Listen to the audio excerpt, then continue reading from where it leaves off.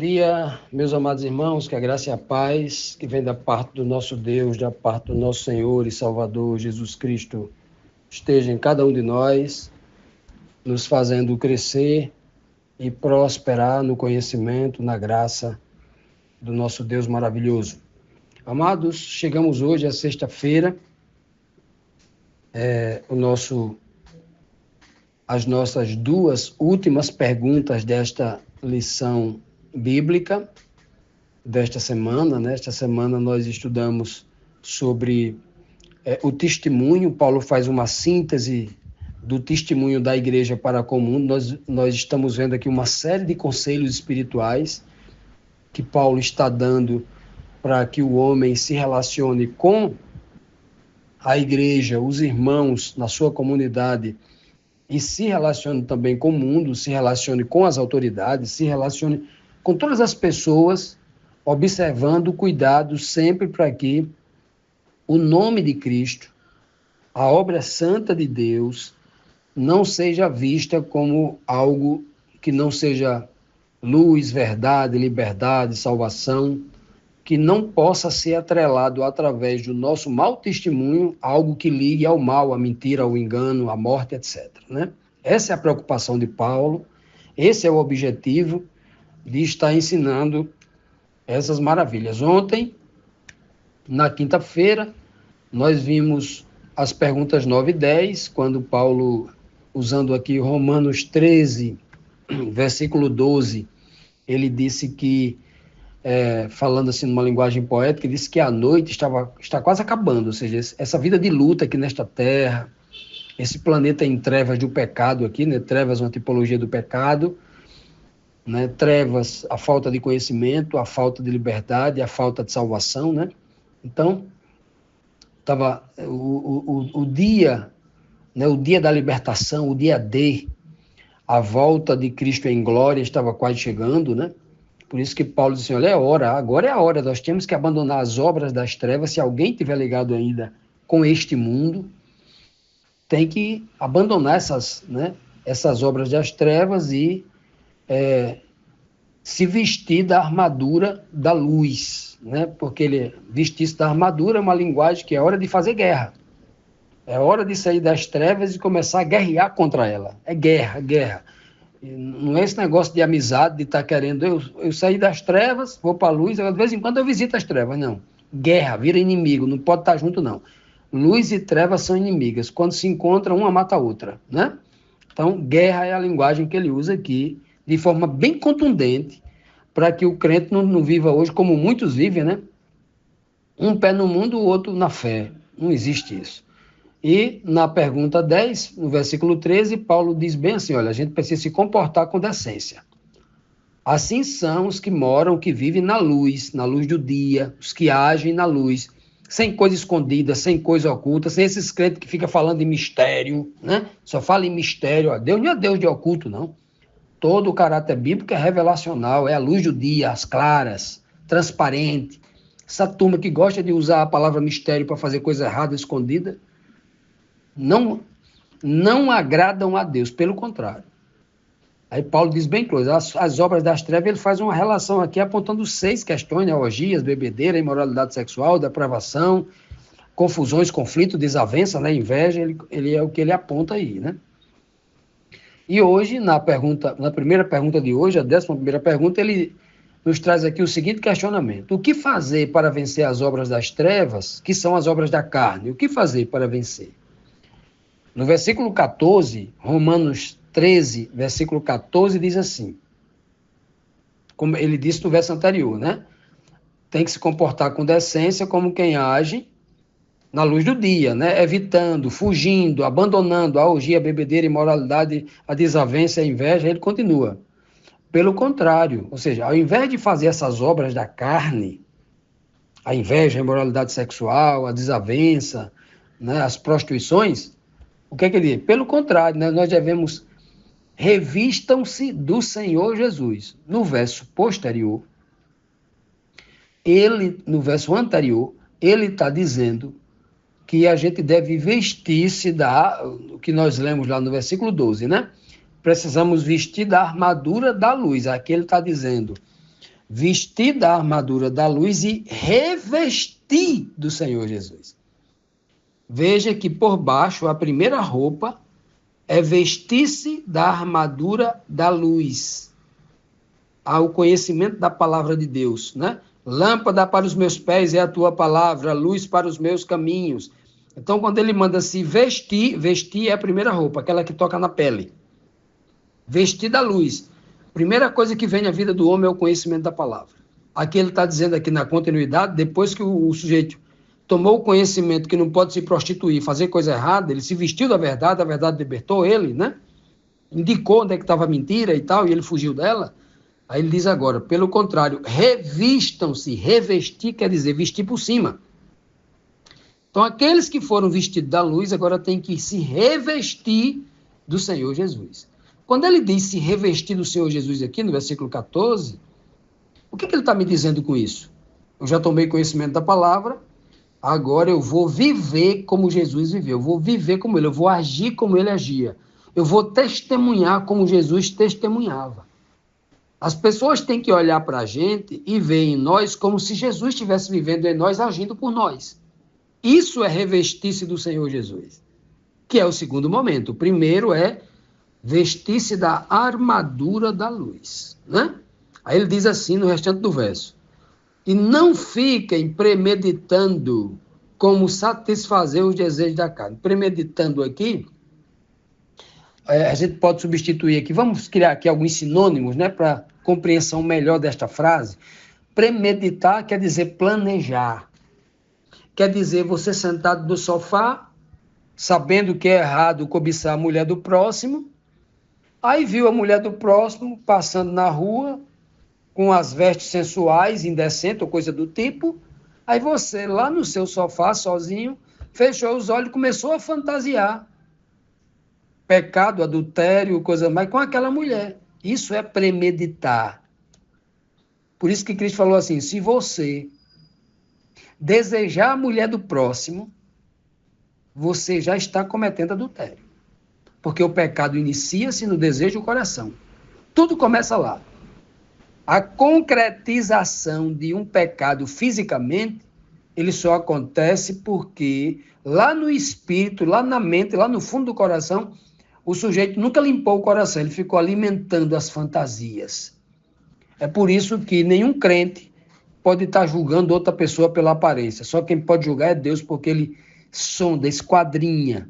Não tem lugar na mente do homem que ele possa esconder um desejo, um pecado, uma intenção, a sua índole.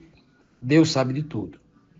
E aí é o que Paulo está dizendo. Como é que se faz isso? Primeiro a palavra me esclarece, me traz luz aos meus olhos. Eu sei tudo que é errado, pronto, agora eu estou vendo que aquilo é errado, eu estou vendo, a luz do dia está mostrando ali, eu não vou para ali não. A luz da palavra está mostrando que aquilo é certo, aquilo é bom, aquilo é claro, eu vou escolher aquilo ali. Depois que eu tomo essa decisão, agora eu vou me revestir de Cristo para agir como ele agia, fazer como ele fazia.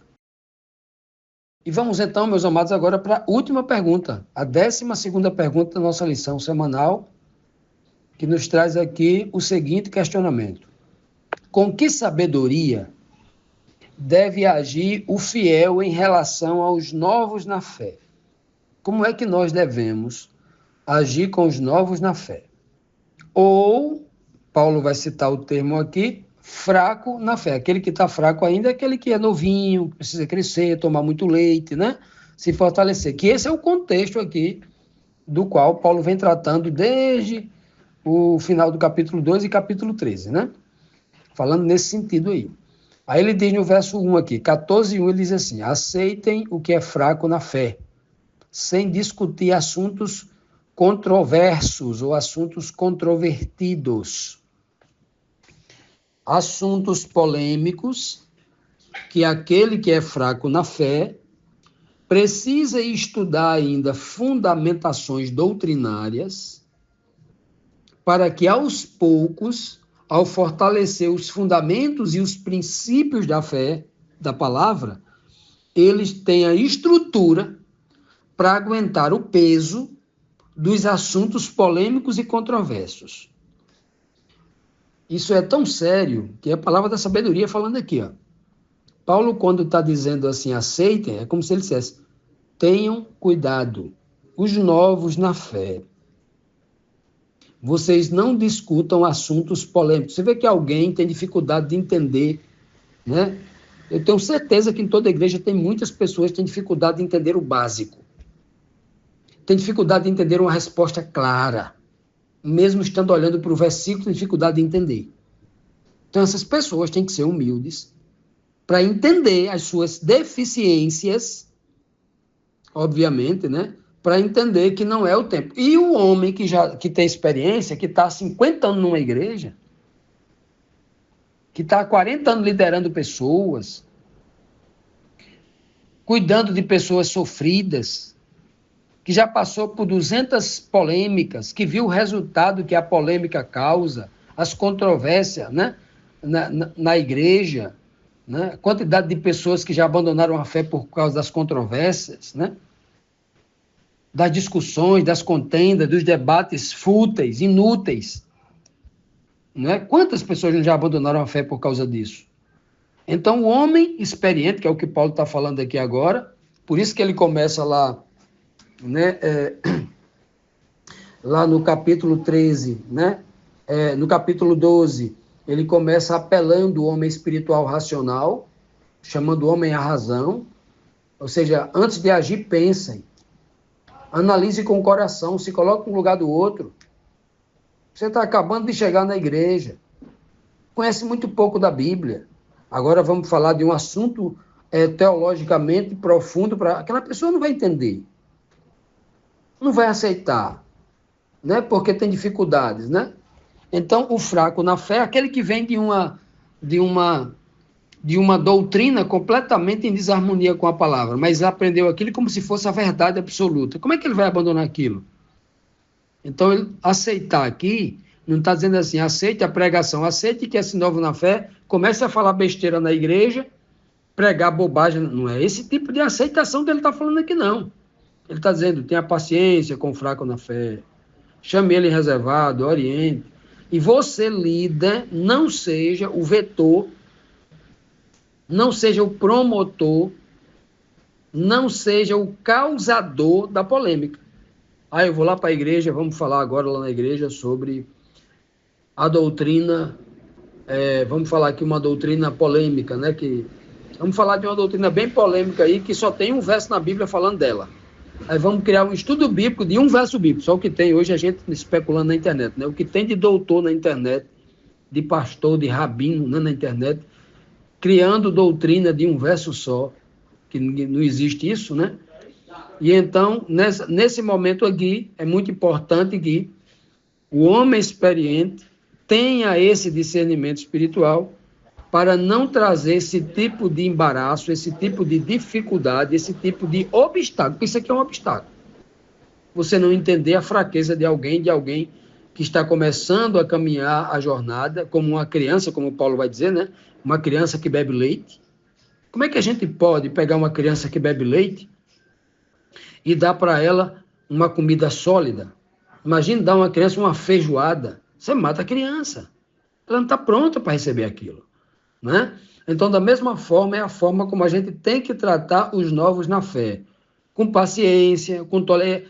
Mas o novo na fé vai falar um monte de besteira. Calma com ele. Digo, meu irmão, olha, não é bem assim, não. Vamos sentar aqui com calma aqui. Olha, a Bíblia diz assim, assim, assim, assim. Mas, para você compreender isso, você precisa estudar sobre essa doutrina aqui, sobre essa outra, porque essas doutrinas aqui, a doutrinação bíblica, a sã doutrina é como uma teia de aranha. A sã doutrina. Ela é composta por todas as doutrinas e todas elas são interligadas. Não existe uma doutrina bíblica separada da Bíblia, separada da verdade. Não, isso aqui é um assunto que não se liga com nenhuma outra doutrina. Não. Todas as doutrinas estão ligadas. Quando uma doutrina que você ensina, ela ataca uma outra compreensão, uma outra doutrina, significa que isso aí é uma falsa doutrina. Quando você ensina alguma coisa que vai bater de frente contra um verso claro da Bíblia, significa dizer que aquilo é uma falsa doutrina. Então, esse tipo de dificuldade você não pode trazer para o fraco na fé, que não tem uma compreensão mais ampla, ou pelo menos consegue enxergar grande parte do todo, né? Então, para que esse fraco na fé fortaleça os seus músculos espirituais, é necessário que ele estude mais um pouquinho, que ele conviva mais com a palavra de Deus, que ele examine mais a doutrina. No exame da doutrina, é importante que ele cresça espiritualmente. Porque se ele só acumula a doutrina na sua mente como um conhecimento cultural sendo armazenado como informações, ele vira um religioso cego, escravo do sistema religioso. Então, essa doutrina, ela precisa ser transformada em conhecimento espiritual para edificar o homem espiritual, né, nessa nova criatura que está nascendo para o reino de Deus. Então, o homem, o líder religioso, aquele que ensina, o crente que já está há 40, 50 anos na igreja, tem que ter essa experiência aqui. Cuidado com o fraco na fé. Evite assuntos controvertidos. Assuntos que vai colocar o irmão contra a igreja, o irmão contra outro irmão. Cuidado com isso. Vai ensinando devagarinho os novos na fé, até que ele conheça a doutrina, e aí já com os músculos espirituais fortalecidos, já tem estrutura para colocar um peso a mais. Com o estômago já fortalecido, ele pode agora comer uma comida mais sólida, né? E é assim que gradativamente o homem vai crescendo na fé.